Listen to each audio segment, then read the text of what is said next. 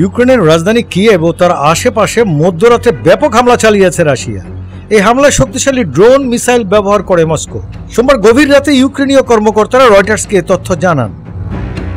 রাতের হামলায় এক শিশুসহ 10 জন নিহত হয়েছেন। আবাসিক এলাকায় আগুন লেগে রাতের আকাশ আলোকিত হয়ে উঠে ক্ষতিগ্রস্ত হয়েছে মেট্রো স্টেশন ও বোমা আশ্রয় কেন্দ্রের প্রবেশপথ। মার্কিন দূতাবাস থেকে 1 কিলোমিটারও কম দূরে কিয়েভের ব্যস্ত শেপচেনকিভিস্কি জেলার একটি অ্যাপার্টমেন্ট ব্লকে হামলা হয়। ক্ষেপণাস্ত্রের আঘাতে ধ্বংসস্তূপে পরিণত হয়েছে গোটা এলাকা। সেখান থেকে উদ্ধারকর্মীরা মৃতদেহ উদ্ধার করেছেন। স্বরাষ্ট্র মন্ত্রণালয় জানিয়েছে জেলায় নিহতের সংখ্যা বাড়তে পারে। মধ্যরাত থেকে ভোর পর্যন্ত হামলা চলে। শহরটি বিস্ফোরণ ও ড্রোনগুলোকে লক্ষ্য করে বিমান বিধ্বংসী ইউনিটের মেশিন গানের গুলির শব্দে কেঁপে ওঠে।